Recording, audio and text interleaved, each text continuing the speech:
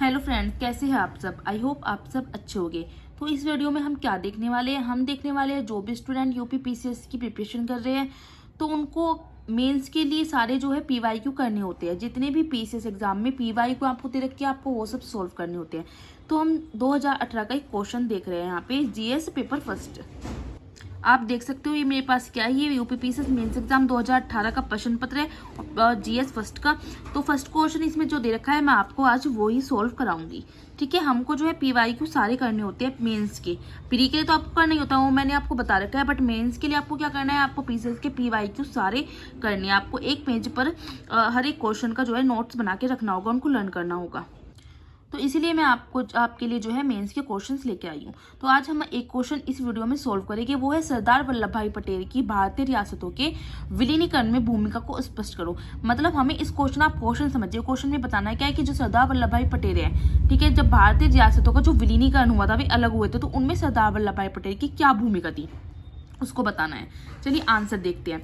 जब भारत आजाद हुआ तो उस समय भारत में कितनी थी, 565 छोटी बड़ी देसी रियासतों में हमारा भारत जो था विभक्त था। ठीक है, कितनी में, 565 छोटी बड़ी देसी रियासतों में विभक्त था भारत।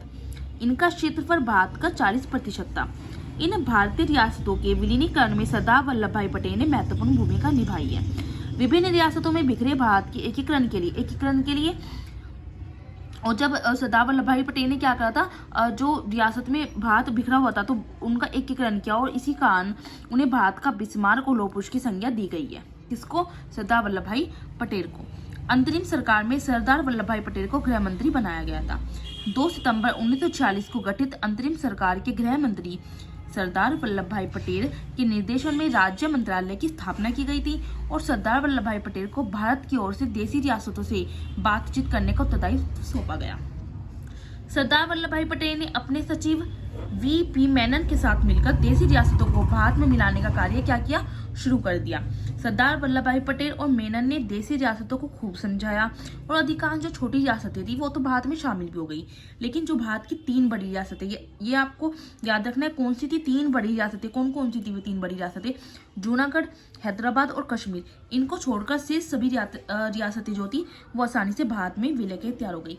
मतलब आसानी से सारी जो रियासतें वो भारत में विलय के तैयार हो गई, लेकिन 3 जो रियासतें थी वे भारत में विलय नहीं हो पाई, लेकिन वे भी बाद में हो जाती है। ठीक है, कौन सी थी, जूनागढ़, हैदराबाद और कश्मीर। देखिए मैंने क्या एक फ्लो चार्ट से बनाया है कि देशी रियासतों के विलय में पटेल की भूमिका क्या थी। 565 देशी रियासतों का विलय होना था। अब 3 जो रियासतें जो विलय नहीं हुई थी वे कैसे हुई है। कश्मीर जो था उसको हरि सिंह के विलय पत्र के द्वारा कश्मीर को विलय कर लिया गया। फिर हैदराबाद को कैसे करा, सैन्य कार्यवाही के द्वारा, और जूनागढ़ को जनमत संघ के द्वारा विलय कर लिया गया। ठीक है, सरदार पटेल ने तर्क दिया कि रक्षा, विदेशी मामले तथा संचार व्यवस्था पहले से ब्रिटिश ताज के अधीन थी, अंतर रियासतों की संप्रभुता पर कोई प्रभाव नहीं पड़ेगा। हैदराबाद रियासत ने जब विलय का प्रस्ताव अस्वीकार कर दिया तो सरदार पटेल ने क्या करा, पुलिस कार्रवाई द्वारा इसे भारत में मिला लिया। तो हैदराबाद को कैसे मिलाया था, पुलिस कार्रवाई के द्वारा।